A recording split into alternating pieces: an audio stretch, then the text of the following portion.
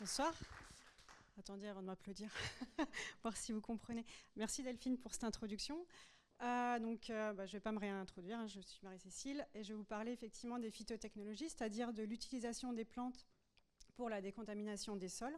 Donc je ferai d'abord une présentation un petit peu générale de ce que sont les phytotechnologies et je finirai par vous parler du dernier projet sur lequel j'ai travaillé avant de rejoindre la Fondation, donc sur le phytomanagement des sols agricoles historiquement contaminés aux pesticides organochlorés.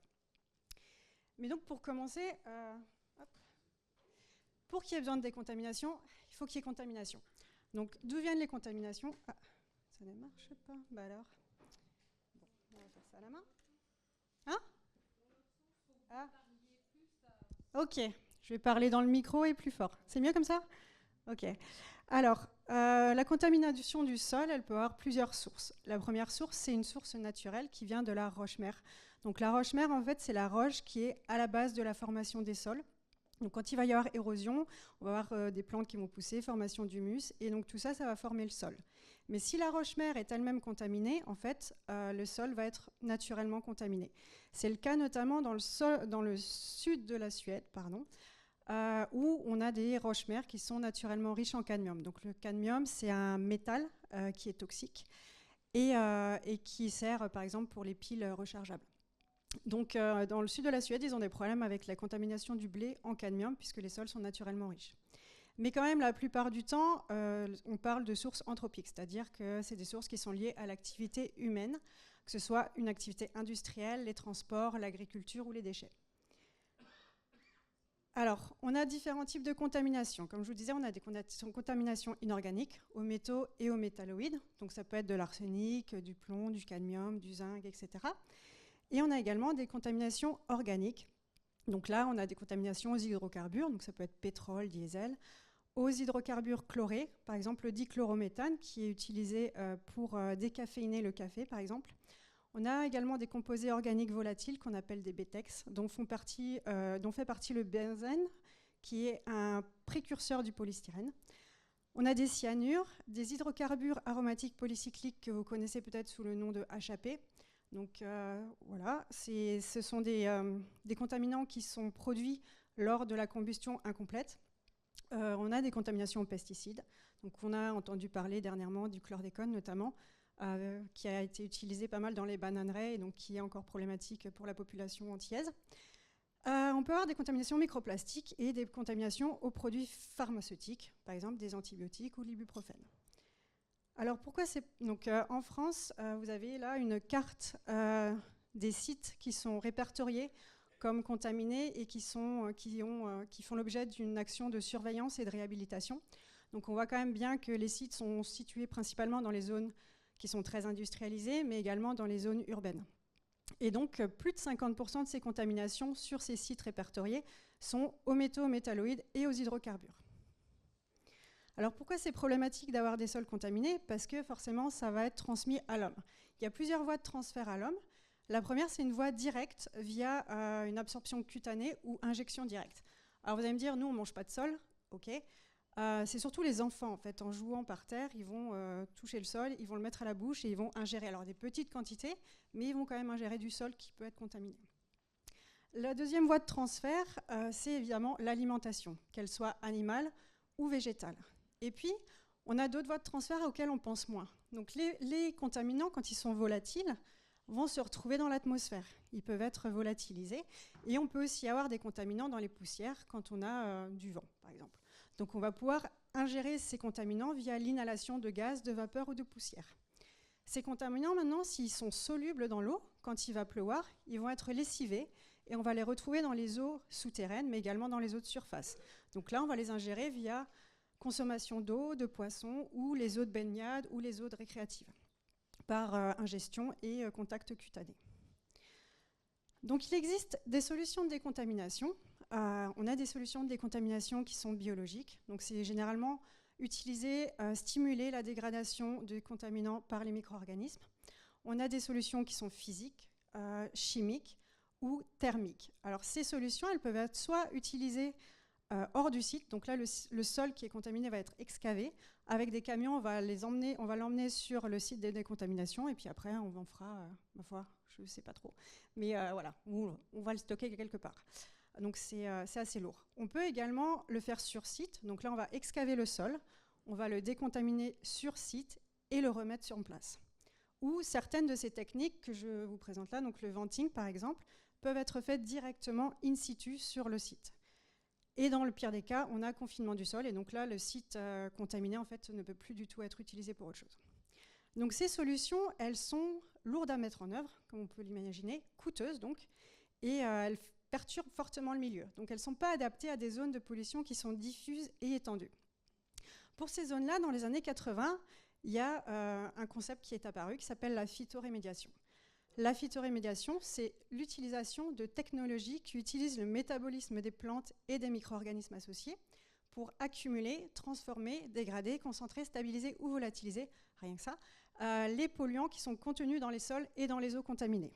Alors l'avantage de la phytorémédiation, c'est que c'est beaucoup moins cher que les méthodes que je vous ai montrées tout à l'heure, que c'est adapté à des grandes superficies, qu'on va avoir une faible perturbation du milieu, et que visuellement, c'est beaucoup plus attractif. Donc, c'est beaucoup mieux accepté par le public. Mais il y a quand même des inconvénients.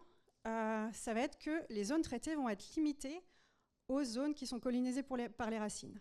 Donc, si vous avez une contamination qui se trouve à 5 mètres sous le sol, enfin, de la surface du sol, en profondeur, ça va être difficile de la traiter par phytorémédiation. L'autre inconvénient, c'est que ça va dépendre des conditions de sol, de climat et des niveaux de contamination. Si on a un sol qui est beaucoup trop dégradé, ou un climat et des niveaux de contamination extrêmes, ça va être très difficile de faire pousser des plantes et donc de faire de la phytorémédiation. Alors je vais quand même vous présenter plus en détail la phytorémédiation.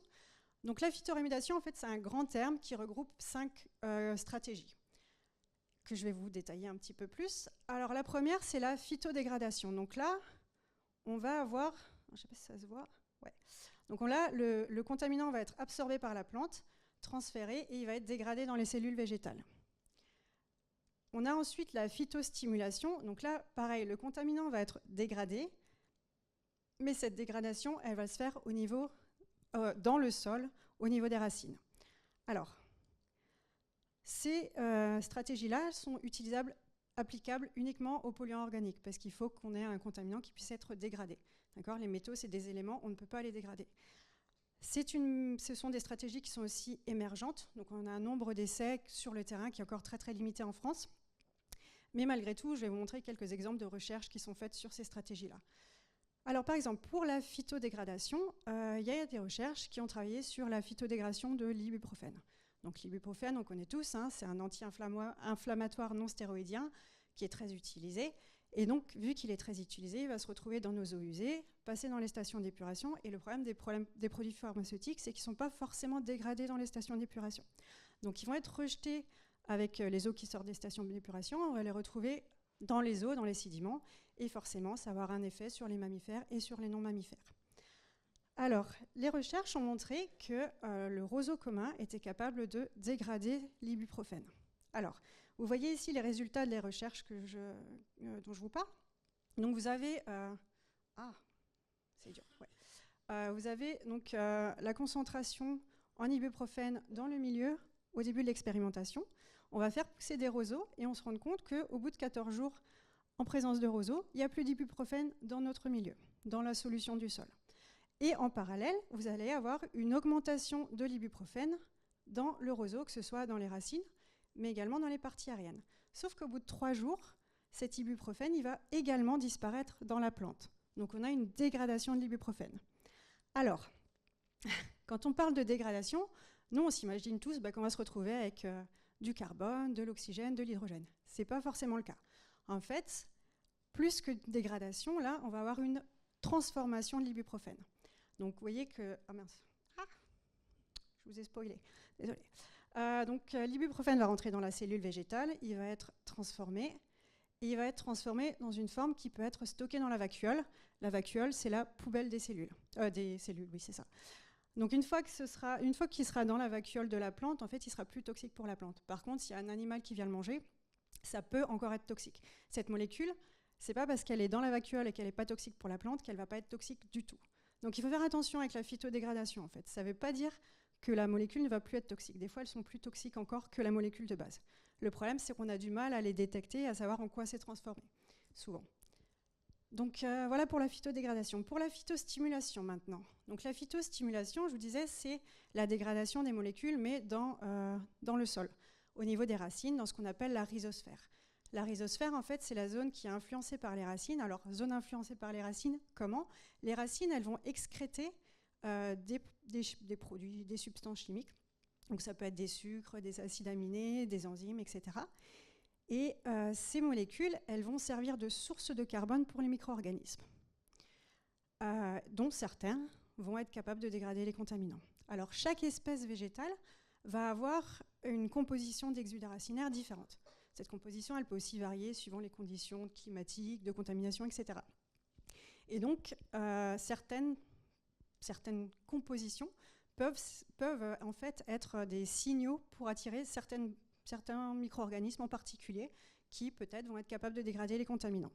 Alors un exemple, c'est le cas d'une étude qui a travaillé sur le pyrène et le benzoapyrène. Donc ce sont des HAP, donc des hydrocarbures aromatiques polycycliques, donc qui proviennent de combustion incomplète.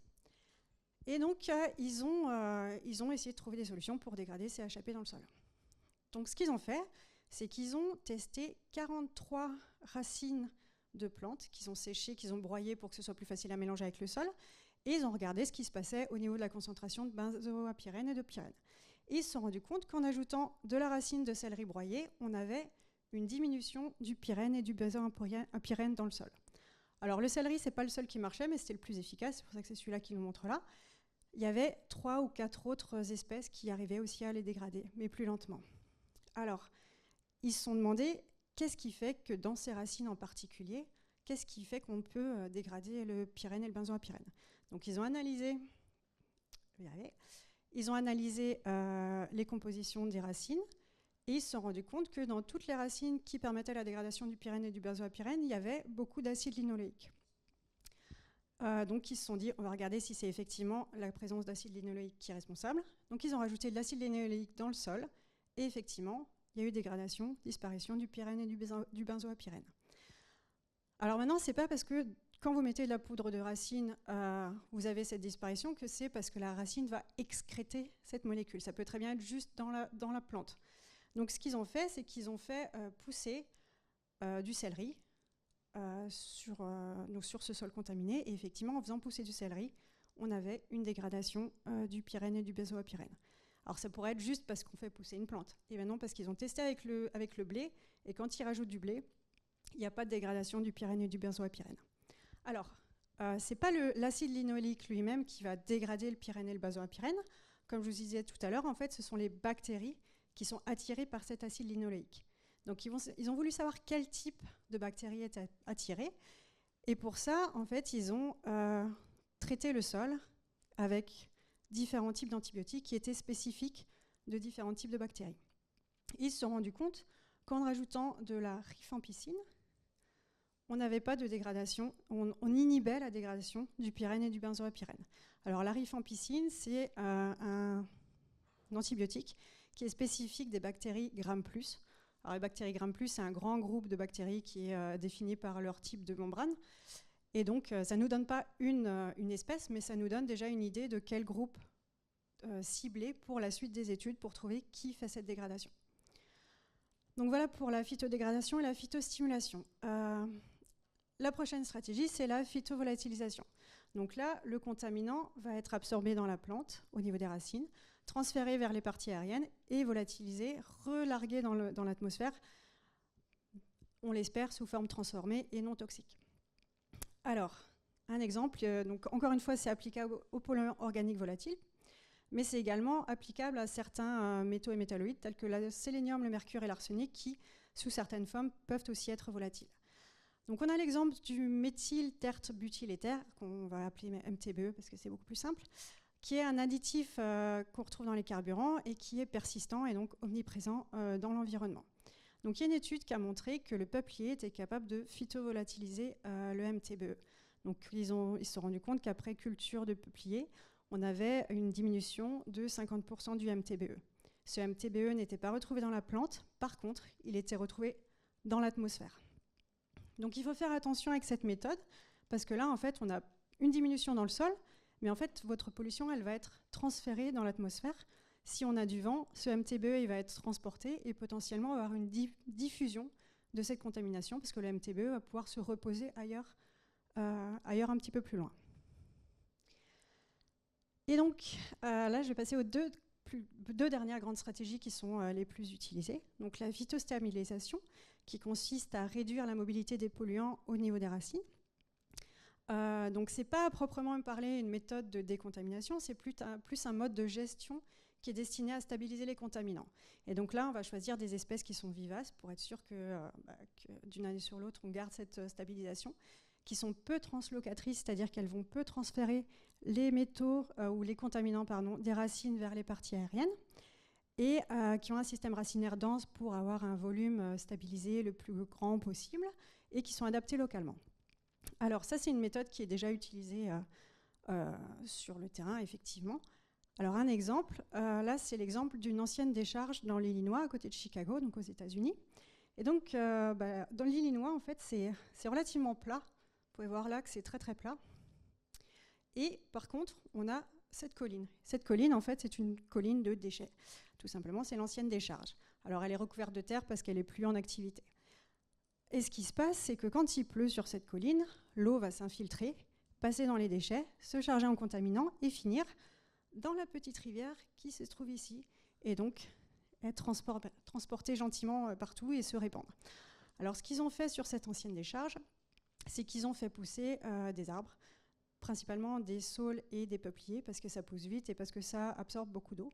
Et donc là, l'idée, en fait, c'est pas de décontaminer, ça va être que ces peupliers, enfin ces arbres, vont éviter que l'eau lessive et passe dans les déchets. Donc ce qu'ils ont fait également, c'est qu'ils ont mis en place un système de drainage, parce que s'il pleut beaucoup, les arbres ne vont pas suffire. Et donc ils récupèrent l'eau qui est drainée, ils la font remonter et ils arrosent les arbres avec. Donc là, l'idée, c'est vraiment de contenir la contamination sur cette colline, d'éviter qu'elle se diffuse dans l'environnement autour. Voilà. Et la dernière grande stratégie, c'est la phytoextraction, qui consiste à absorber et à accumuler les contaminants dans la plante, et principalement dans les parties aériennes. Donc la phytoextraction, encore une fois, il faut choisir les espèces végétales utilisées de façon intelligente. Donc on va choisir des espèces qui sont tolérantes à la contamination, parce que souvent c'est sur des sites qui sont très contaminés qu'on utilise cette méthode, qui sont adaptées localement, faciles à récolter, non appétantes pour éviter qu'on ait un petit chevreuil qui vienne manger ça et que ça se du coup transmette dans la chaîne alimentaire, les contaminants, puisqu'ils vont être dans les feuilles, et des plantes qui sont hyper accumulatrices ou accumulatrices. Alors, les plantes, quand elles poussent sur un site contaminé, elles vont avoir différentes stratégies pour gérer cette contamination. Certaines plantes vont complètement exclure la contamination jusqu'à un certain niveau de contamination, et atteint un certain seuil, elles ne vont plus pouvoir gérer cette contamination et elles vont absorber la contamination de façon très importante. En général, ça finit par les tuer. On a les plantes qui sont, j'y arrive pas, indicatrices. Donc là, en gros, tant que la contamination dans le sol augmente, la contamination dans la plante, le niveau de contamination dans la plante va augmenter. Et puis on a les plantes accumulatrices qui vont, même pour des niveaux de contamination relativement faibles, accumuler beaucoup de contaminants, mais elle va atteindre un seuil assez rapidement, et donc là, après, quel que soit le niveau de contamination dans le sol, on va rester à ce seuil de contamination dans la plante. Les hyperaccumulatrices, c'est la même chose, sauf que le seuil, il va être beaucoup plus élevé. Alors, on parle en général d'hyperaccumulatrices quand on a des plantes qui vont être capables d'avoir des concentrations en contaminants 100 fois plus élevées qu'une plante qui pousse dans les mêmes conditions, qu'une autre plante qui pousse dans les mêmes conditions. Donc, par exemple, pour le zinc et le manganèse, on parle de plantes hyperaccumulatrices quand on a des plantes qui accumulent plus de 10 000 mg par kilogramme de zinc et de manganèse dans les parties aériennes. Pour le cadmium, ce sera seulement 100 mg par kilogramme. En plus de pouvoir accumuler de façon importante, il faut que ces plantes elles puissent transporter de façon efficace les contaminants des racines vers les parties aériennes, parce qu'on veut que ces contaminants soient dans les parties aériennes.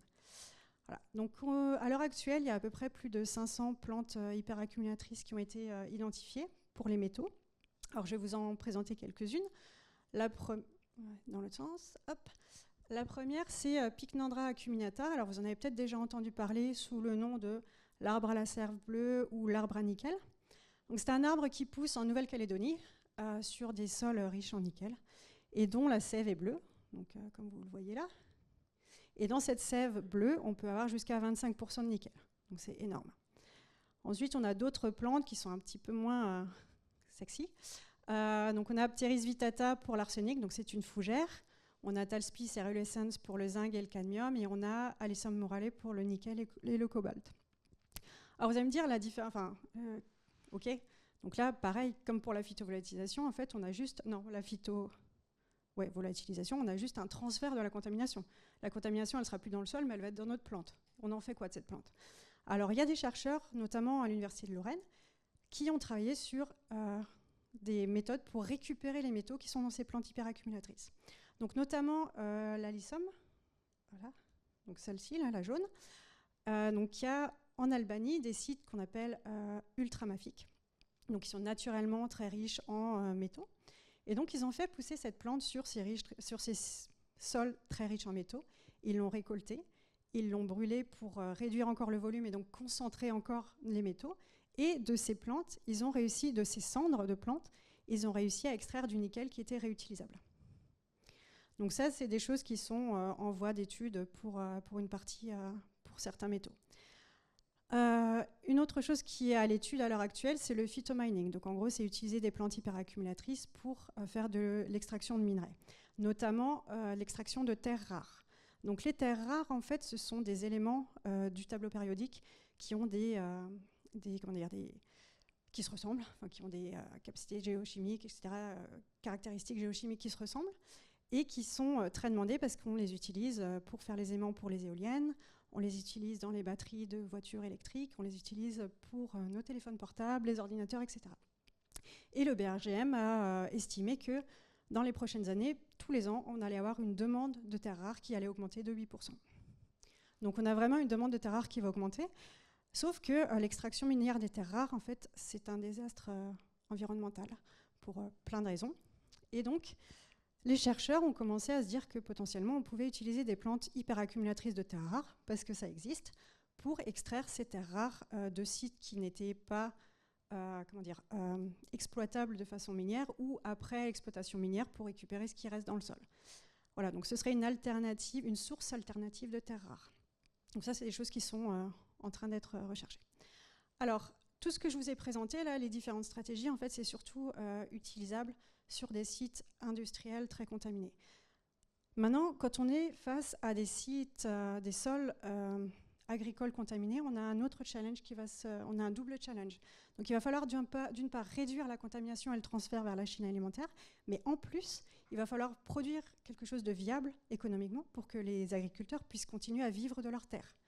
Donc on va utiliser des phytotechnologies en plus d'une gestion de site en prenant en compte l'historique du site, les voies de transfert de contamination, etc. Donc c'est ce qu'on a voulu faire, nous, avec le projet Phytopoc. Donc Phytopoc, c'est pour phytomanagement et rémédiation des sols maraîchers contaminés aux pesticides organochlorés. Donc c'est un projet de recherche qui a été financé par l'ADEME, Bordeaux Métropole et le département de la Gironde et qui a été réalisé par des équipes de recherche de l'INRA et de l'Université de Bordeaux et de Bordeaux INP. Alors, pourquoi Phytopoc? Donc en 2015, on a découvert des pesticides dans des courgettes qui avaient poussé dans la vallée maraîchère des Jalles. La vallée maraîchère des Jalles, en fait, c'est une zone maraîchère qui se situe dans la métropole de Bordeaux. Donc ça a fait son petit buzz à l'époque dans les journaux plus ou moins locaux. Et donc, la DRAF a voulu faire des investigations complémentaires. Donc ils ont voulu voir si c'était juste ponctuel, un problème ponctuel, ou si c'était étendu sur toute la zone de la vallée maraîchère. Et ils se sont rendus compte que cette contamination à la dieldrine, en fait, elle concernait toute la zone maraîchère. Donc là, ils ont mis en place un plan d'action avec notamment surveillance renforcée et imposer des contrôles systématiques des végétaux les plus accumulateurs aux frais des maraîchers. Donc ça a été un coup de massue pour les maraîchers et il fallait trouver des solutions. Alors avant de vous parler des solutions et de ce qu'on a voulu mettre en place, ce qu'on a essayé de mettre en place, je vais vous présenter un petit peu la molécule qui est incriminée, la dieldrine. Donc la dieldrine, c'est un pesticide organochloré. Donc c'est un pesticide qui a été développé dans les années 40-50 et qui a été très utilisé dans les années 50 à 70. C'est la même famille que le DDT, par exemple, ou que le chlordécone. Et donc, ça a été utilisé comme insecticide contre les ravageurs de culture, notamment des ravageurs qui étaient sur les carottes et les patates. Le problème de la dieldrine, c'est que c'est toxique et que c'est persistant, et donc ça a été classé parmi ce qu'on appelle les polluants organiques persistants lors de la Convention de Stockholm, et ça a été interdit à l'international en 2001. En France, c'était interdit en agriculture depuis les années 70. En 2023, donc 50 ans plus tard, on en retrouve encore dans les sols agricoles à des concentrations qui sont problématiques. Alors pendant longtemps, en fait, pourquoi on se préoccupe de ça que maintenant, c'est que pendant longtemps, on pensait que ça passait pas dans les plantes, parce que ce sont des molécules qui sont très hydrophobes, donc elles vont pas trop se retrouver dans la solution du sol, solution qui va être aspirée par les plantes et par lesquelles elles récupèrent les nutriments, etc. Sauf que on a une famille de plantes, au moins, les cucurbitacées, qui sont capables d'accumuler ces molécules de façon importante, avec, dans quelques cas, des concentrations dans les fruits qui vont être supérieures aux limites maximales en résidus. Donc les limites maximales en résidus, ou LMR, c'est des seuils réglementaires fixés par l'Union européenne de concentration en résidus de pesticides dans les denrées alimentaires, notamment dans les fruits et les légumes. Donc quand on a des fruits qui sont au-dessus des LMR, ils vont être retirés de la vente et ils doivent être détruits aux frais des maraîchers. Alors, vous allez me dire, c'est simple, on arrête les cucurbitacées. Hein. Alors, oui, mais non, parce qu'en fait, les cucurbitacées, déjà, ça rentre dans la rotation des cultures. Et puis c'est assez rentable comme culture pour les maraîchers, en fait. Les cucurbitacées, notamment, à part les concombres, hein, vous les semez, vous les oubliez et vous récoltez beaucoup. Donc c'est très rentable. Et surtout, les courgettes, c'est parmi les premiers fruits, premiers légumes estivaux, donc c'est très attendu. Maintenant, les butternuts, les potimarrons, c'est aussi très demandé. Et en plus, ça leur permet de diversifier leur offre pendant les mois où il n'y a pas grand-chose, donc en hiver. Donc voilà, on pouvait pas, les maraîchers peuvent difficilement se passer des cucurbitacées. Donc avec le projet Phytopoc, on a réfléchi à différentes stratégies à tester, à mettre en place. La première consistait à réduire la dieldrine dans les sols agricoles pour éviter un transfert vers la chaîne alimentaire à long terme en faisant de la phytoextraction. Donc vous vous rappelez, phytoextraction, on va faire pousser une plante qui va absorber ces molécules, on va décontaminer le sol et après on va pouvoir faire pousser des cucurbitacées de façon safe, donc produire des fruits qui sont peu contaminés. Mais comme on est sur un sol agricole, il faut utiliser des espèces qui ont un potentiel de valorisation, que ce soit industriel ou un intérêt agronomique. La deuxième stratégie à laquelle on a réfléchi, c'est de minimiser le transfert vers les parties comestibles pour éviter un transfert vers la chaîne alimentaire à court terme. Alors pourquoi seulement à court terme? Parce que la contamination, elle est encore là en fait. C'est-à-dire que si à un moment il se passe quelque chose et que ça devient plus disponible, on va se retrouver avec un transfert vers la chaîne alimentaire quand même. Alors comment on pense faire ça? Comment on a voulu faire ça? C'est en exploitant les variabilités intraspécifiques des cucurbitacées. Alors qu'est-ce qu'une variation intraspécifique? Donc vous avez peut-être compris avec ce que je vous ai dit avant, si j'ai été assez claire et que j'ai bien expliqué, que suivant les espèces végétales, vous allez avoir une accumulation de contaminants qui va être différente. Et bien, c'est la même chose au sein d'une même espèce pour différentes variétés. Donc là, l'idée, c'est de voir si on trouve des variétés de cucurbitacées qui accumulent peu.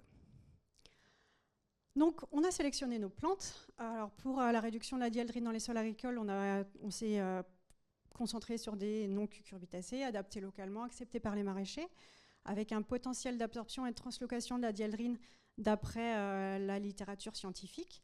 Et donc, on a testé 17 espèces qui couvraient 12 familles botaniques, dont le quinoa, le tournesol, le chanvre, le vétiver, etc. Pour la minimisation du transfert vers les parties comestibles, là, on s'est concentré sur les courgettes parce que les maraîchers nous disaient que c'était quand même les courgettes qui posaient le plus de problèmes. Et on a choisi 10 variétés qui sont disponibles dans le commerce, mais avec des phénotypes, donc des couleurs et des formes contrastées. Et donc, on a fait pousser tout ça gentiment de mi-mai à mi-octobre sur une parcelle agricole historiquement contaminée. Alors, vous voyez qu'on les a mis en pot. Alors, c'est simplement pour pouvoir contrôler de façon plus précise la contamination à laquelle était soumise chaque plante, parce qu'on avait une hétérogénéité de la contamination sur notre parcelle. Voilà. Mais c'est le sol de la parcelle qu'on a utilisé pour faire pousser les plantes. Et donc, je vais vous présenter quelques-uns des résultats qu'on a obtenus. Donc, là, vous voyez à gauche la concentration en dieldrine dans la plante, dans les différents tissus de la plante, donc que ce soit tiges, racines, feuilles, fleurs. Pour à gauche les courgettes, donc nos différentes variétés de courgettes. Et à droite, j'ai regroupé les non-cucurbitacées parce qu'en fait, c'est toujours un peu la même chose, c'est-à-dire que dans les non-cucurbitacées, on avait, je vais y arriver, quasiment rien en dieldrine, à part dans les racines, on avait un tout petit peu. Mais comparé à ce qu'on a comme accumulation dans les courgettes, c'est vraiment minime. Donc dans les courgettes, principalement dans les tiges, on a une concentration en dieldrine qui est très importante. Donc on voit qu'on a une variation entre les différentes variétés, mais ce n'est pas significatif statistiquement. Donc en gros, on a des variations, mais c'est pas... nos variétés n'accumulent... On ne peut pas dire que nos variétés vont accumuler de façon très, très différente. Et ce qu'on voit également, c'est qui est intéressant, c'est que pour les non-cucurbitacées, donc, la dieldrine, elle va principalement rester dans les racines. Donc on a 70% de la dieldrine qui était extraite, qui est restée dans les racines, alors que dans les courgettes, on a 90% de la dieldrine qui s'est retrouvée dans les parties aériennes. Donc si vous vous souvenez, ça, c'est un critère pour une plante phytoextractrice, pour la phytoextraction. Donc il faut que ça passe dans les parties aériennes. Donc on a voulu voir à quel point les courgettes étaient capables d'extraire la dieldrine de notre sol. Et donc on a calculé la dieldrine qui était extraite du sol de notre pot. Et on a vu que les courgettes étaient capables d'extraire entre 4 et 10% de la dieldrine qu'on avait dans nos pots en une saison de culture avec une seule plante. Alors c'est pas énorme, ça paraît très peu, mais en fait pour de la phytoextraction c'est assez important. Sauf que maintenant, voilà, nous à la base ce qu'on voulait c'était une plante qui était valorisable en industrie ou autre. Là la seule façon de valoriser les courgettes c'est de vendre les fruits. Alors comment est-ce qu'on fait? Est-ce qu'on a produit des fruits qui étaient eux-mêmes contaminés ou pas? Donc on a regardé la concentration dans les fruits.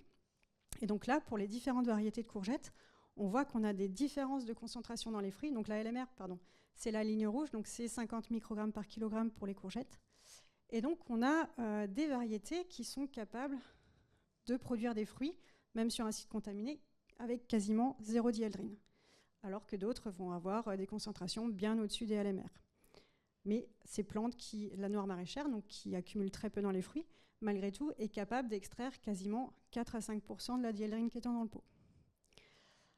Donc en gros, ce que ça nous montre, c'est que si on sélectionne la variété de façon intelligente, enfin, ou une variété adaptée, on peut à la fois diminuer le transfert vers la chaîne alimentaire en sélectionnant des variétés qui vont accumuler très peu dans les fruits, et en même temps, le fameux, extraire significativement de la dieldrine dans le sol. Reste la question de la gestion de ces parties qui sont non comestibles. On ne va pas pouvoir les laisser au sol ou les mettre en compost parce que là, on va avoir une diffusion de la contamination, donc il faut les éliminer. Et contrairement aux métaux, là, on ne peut pas et on ne veut pas récupérer la dieldrine. Donc il va falloir les éliminer. En général, c'est de l'incinération. Mais toujours est-il qu'il faut mettre en place un système pour que les maraîchers récupèrent ces déchets, en gros, végétaux, et pour les éliminer de façon safe, en gros. Autre chose à laquelle il faut faire attention, et qu'on a appris, parce qu'on apprend toujours, il faut faire attention à la provenance des graines. Alors là, principalement parce que la noire maraîchère, en fait, c'est une variété qui est dans le domaine public. Donc les variétés, si vous savez, en fait, on a des brevets dessus, en quelque sorte. Une fois qu'elles sont dans le domaine public, vous avez plus de... Enfin, les gens qui vendent des noires maraîchères, par exemple, ou ces graines-là, n'ont plus d'obligation de vérifier que génétiquement, c'est bien la variété qu'ils vendent. C'était le cas de la noire maraîchère. Donc la première année, c'était en 2021, donc on a eu cette fameuse noire maraîchère, et on s'est dit qu'on avait trouvé la solution miracle. Je n'y arrive toujours pas.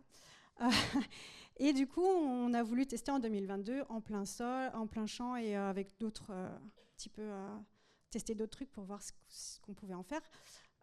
Et là, gros ascenseur émotionnel, on s'est retrouvé avec des fruits qui étaient au-dessus des LMR, bien au-dessus des LMR. Donc après avoir exclu toutes les autres possibilités, on s'est rendu compte que la seule différence entre 2021 et 2022, c'était les graines. Donc j'avais pas assez de graines pour faire toutes mes expérimentations en 2022, j'en ai racheté. J'ai pris des graines bio du même fournisseur, et du coup, voilà. Donc l'année d'après, on a testé les graines de noire maraîchère provenant de différents fournisseurs, donc c'est le graphique du bas. Et donc vous voyez que suivant le fournisseur, on va avoir des concentrations dans les fruits qui vont être très très différentes. La chance qu'on a, c'est que le mainteneur, donc quand on a des graines qui sont dans le domaine public, il y a toujours un mainteneur pour garder la diversité des semences. Le mainteneur, lui, il va être soumis à contrôle de ces graines régulièrement. Le mainteneur, c'est GSN Semences, et la chance qu'on a, c'est que donc, les vraies noires maraîchères, en fait, sont celles qui accumulent très très peu. Voilà. Voilà. Donc ça, c'était un petit peu pour les recherches qu'on a fait sur le phytomanagement. Pour conclure, on a vu un petit peu, j'espère, été un petit peu exhaustif sur les différentes contaminations de sol, comment ces contaminations pouvaient être gérées en utilisant des plantes, et surtout, on a vu concrètement comment on pouvait faire ça dans des situations qui étaient des fois un petit peu compliquées, comme des situations de sol agricole ou de sol maraîcher. Voilà, donc si vous avez des questions, j'espère que ça a été clair malgré tout. Et voilà.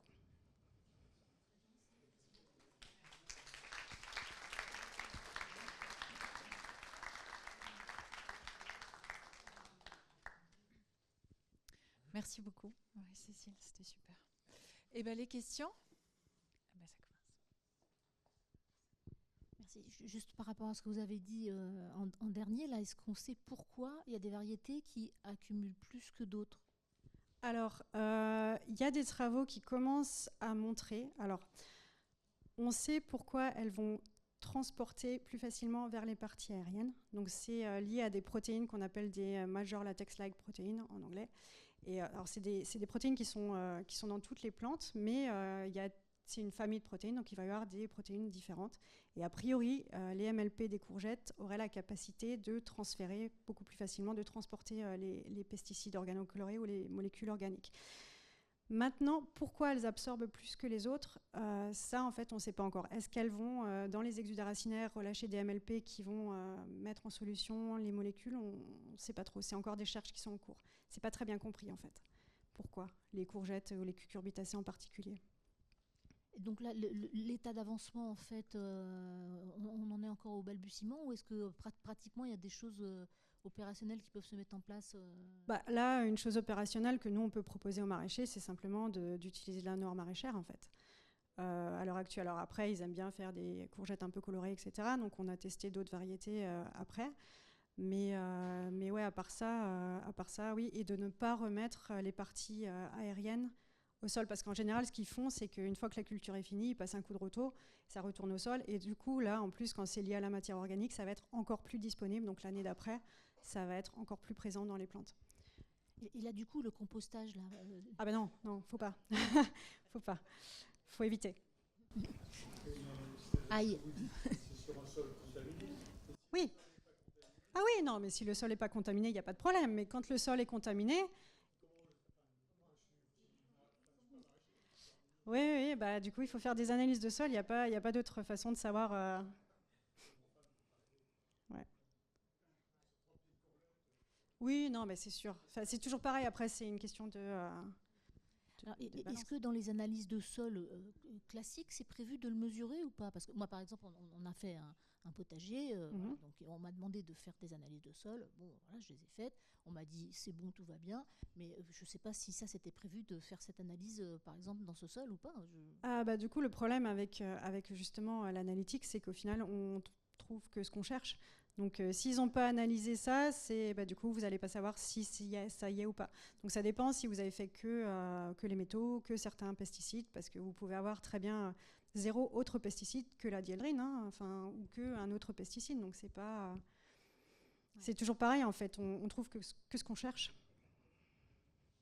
C'est une information qui n'est pas vraiment connue, ça, ça commence de plus en plus, parce que là, je vous parle de Bordeaux, enfin des alentours de Bordeaux, mais en fait, c'est des molécules qui ont été utilisées dans toute la France et dans tout le monde, en fait. Donc, potentiellement, il y a ce problème-là sur d'autres zones maraîchères. Parce que, par exemple, aujourd'hui, quelqu'un qui veut s'installer en maraîchage pour en vendre, etc., est-ce qu'il a l'obligation de faire cette mesure? Ça, je pense pas. Alors, je pense qu'à Bordeaux, peut-être, mais maintenant. Mais sinon, non, ils ne sont pas obligés. À moins qu'ils soient en bio, là, peut-être que du coup, ils checkent le sol de façon beaucoup plus poussée. Mais pas forcément. Oui. Oui.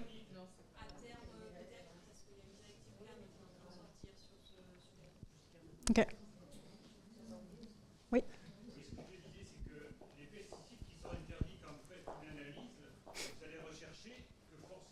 Et vous allez rechercher que les pesticides qui sont autorisés. Et là, effectivement, on a eu le cas de la dieldrine, où effectivement, là, elle était interdite depuis très longtemps. Et oui. Et donc, en définitive, bon, un coup de bol d'être tombé dessus.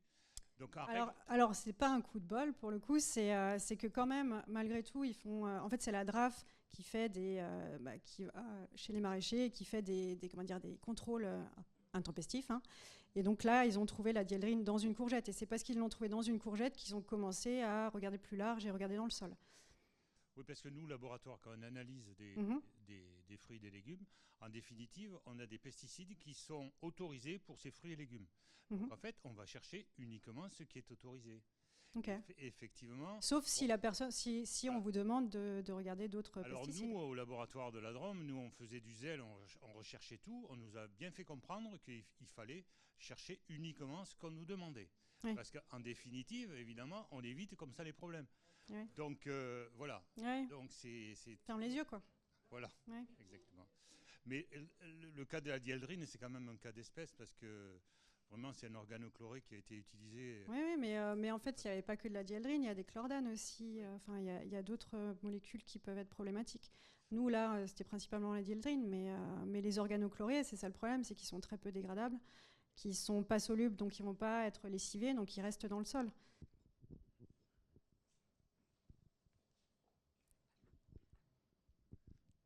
Ça me fait penser aux OGM.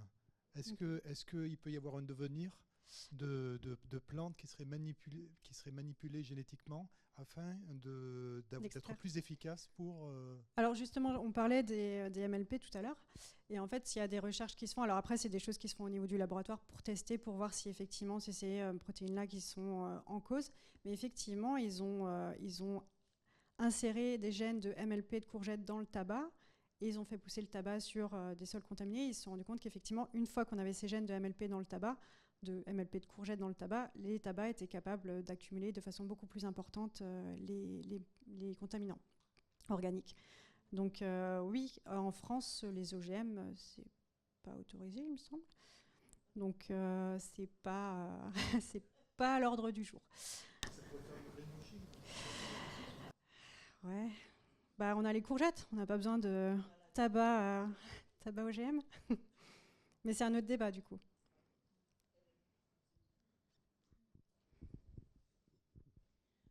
Tout à l'heure, la dame a dit une chose qui était intéressante.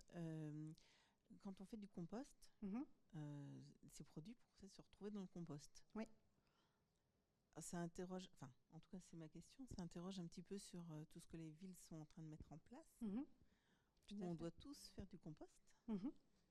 Oui, le problème, c'est qu'effectivement, on va se retrouver avec des composts avec plein de choses, enfin, pas que des légumes bio, etc. Et on ne sait pas trop ce qu'il va y avoir dedans.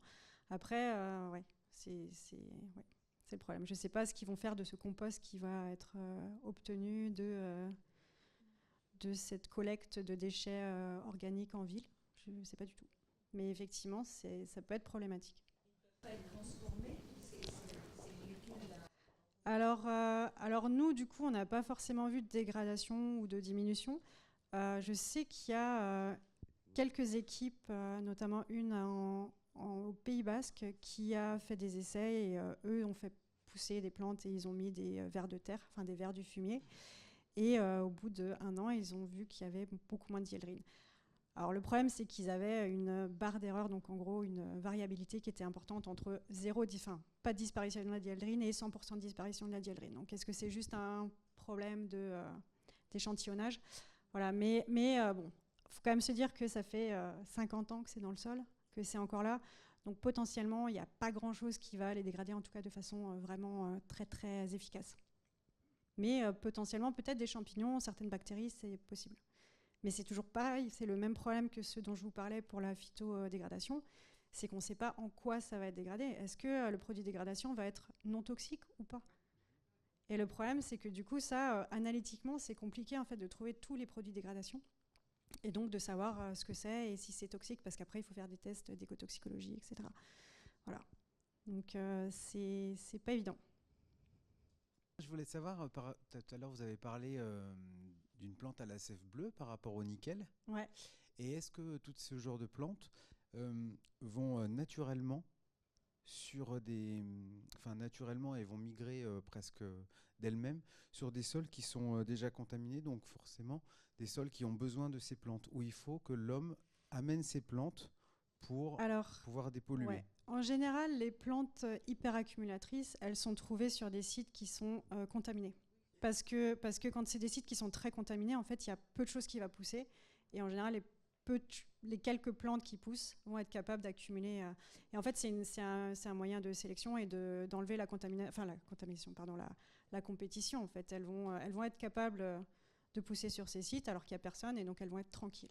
Donc souvent, effectivement, c'est des plantes qui sont naturellement présentes, qui sont autochtones en fait, et naturellement présentes sur des sites déjà contaminés. Ouais. Après là, par exemple, l'arbre à la sève bleue, c'est un arbre qui pousse en Nouvelle-Calédonie, donc on ne va pas le faire pousser à Dunkerque, par exemple. Difficilement. C'est ce que je disais quand je précisais qu'il faut des plantes adaptées localement, déjà, ne serait-ce qu'au niveau du climat et pour éviter d'avoir des plantes invasives.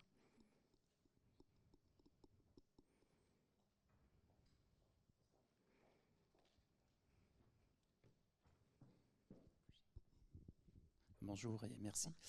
Dans les stations de lagunage, souvent de nos villages, on utilise des roseaux, donc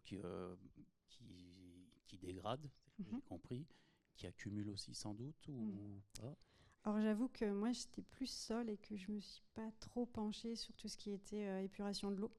Mais oui, en général c'est plus ça dégrade et puis ça va fixer aussi au niveau des racines. Et après, je m'interrogeais, du coup, si elles accumulent, aujourd'hui, est-ce que derrière ces roseaux, une fois qu'on les extrait des lagunages, qu'est-ce qu'elles deviennent? Est-ce qu'il y a du traitement?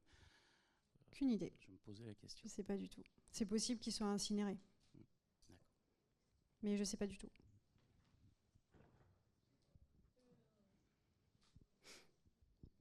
Merci beaucoup pour votre présentation. Si. Vous avez parlé de différentes méthodes soit d'accumulation, soit de dégradation. Est-ce qu'il y a des travaux en commun avec certaines industries pour la réutilisation de ces polluants?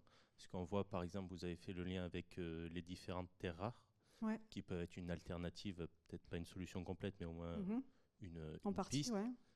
Est-ce que sur d'autres molécules, il y a des travaux je vous parlais du nickel, notamment. Donc, et hors métaux? Alors, je pense que récupérer les autres molécules, les molécules organiques, non. Parce qu'en fait, pour les autres organiques, par exemple pour le pétrole, ça va être plus de la dégradation que vraiment de l'absorption et de l'accumulation. Donc on ne va pas pouvoir récupérer du pétrole en faisant pousser des plantes. Donc non, c'est vraiment pour les métaux, ce genre de technique. Merci beaucoup. Enfin, à ma connaissance en tout cas.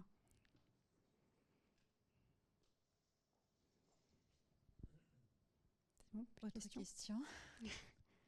Une petite dernière question.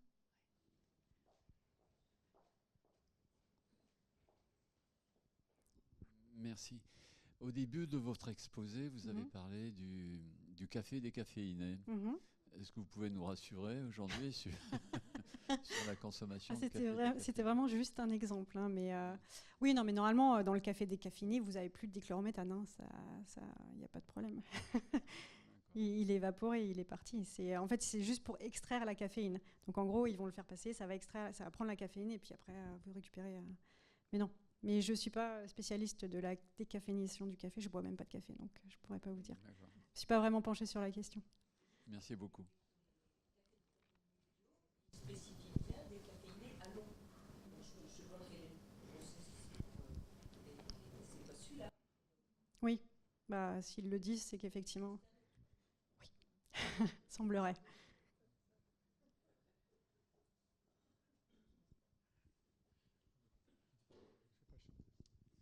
Merci pour votre présentation.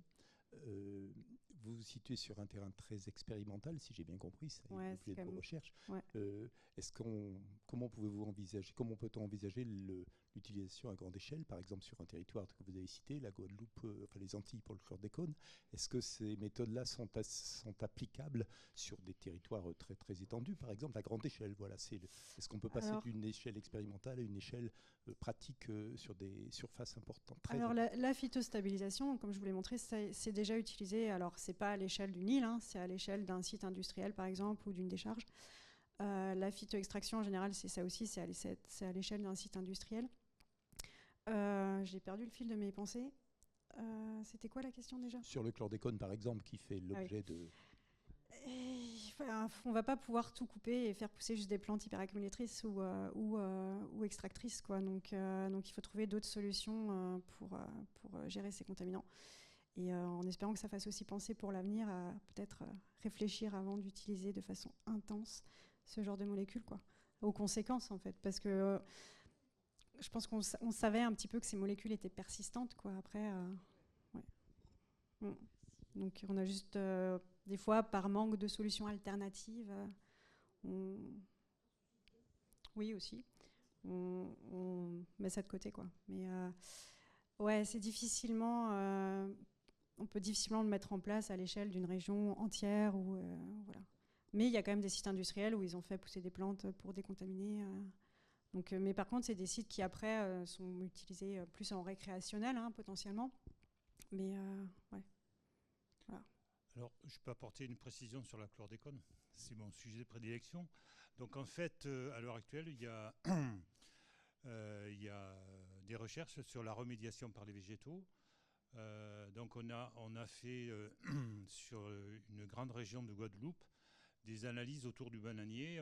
On a recensé une quarantaine d'espèces et, en définitive, en fonction de la nature du sol, en fonction de l'espèce, effectivement, il y a des espèces qui vont moyennement concentrer la chlordécone. Bon, on en est quand même à des pourcentages de 2-4%, donc c'est très très faible.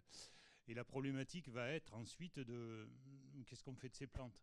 En fait, le but du jeu, c'est de repasser dans le champ du bananier et toutes les 3 semaines enlever ce végétal pour essayer de décontaminer. Mais je ne pense pas que ça sera la meilleure façon de décontaminer la chlordécone. Non. Bon, je vous rappelle que la demi-vie, c'est 200-250 ans. Donc, en fait, on élimine la moitié au bout de 250 ans. Donc, c'est assez problématique. Mais globalement, les produits qui sont consommés en Guadeloupe et en Martinique par le réseau normal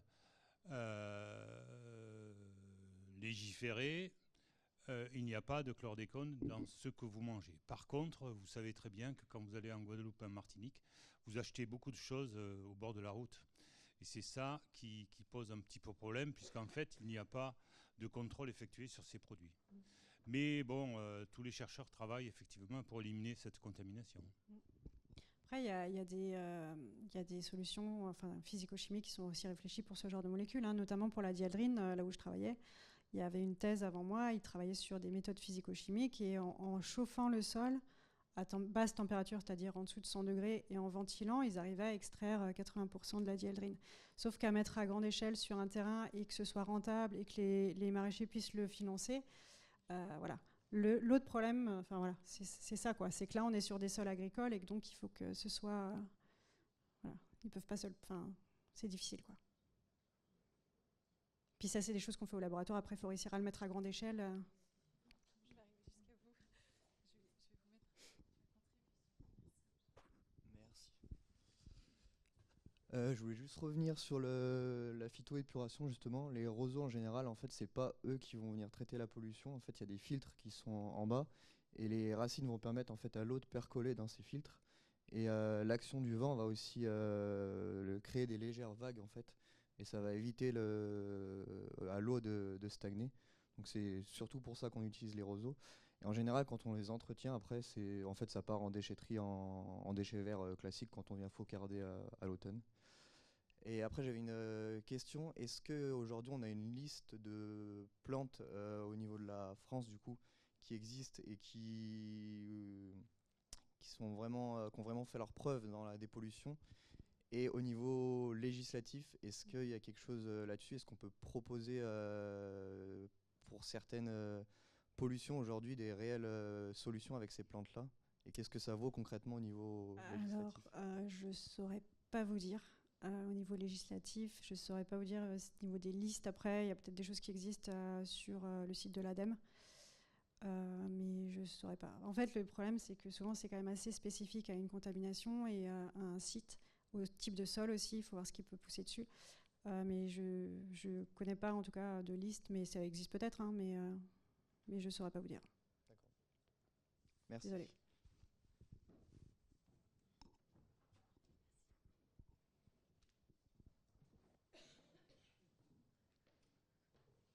Bon, bah, on en a eu plusieurs quand même à la fin.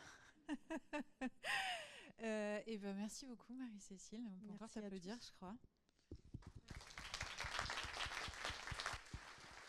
Et puis, merci à tous d'avoir été là. Le mois prochain, Pauline... Ah, voilà. Super. Le mois prochain, le 28 février, donc, nous recevons Sarah Pujalon pour écosystème aquatique, rôle, fonctionnement et enjeux de la végétation. Donc, on reste côté plantes. Voilà, et ben merci à tous en tout cas d'avoir été avec nous, ça nous a fait très plaisir. Et je remercie aussi la médiathèque et tout son personnel, la médiathèque de nous accompagner sur ces conférences et le personnel d'être avec nous aussi et de nous accompagner sur ces conférences. Voilà, merci à vous.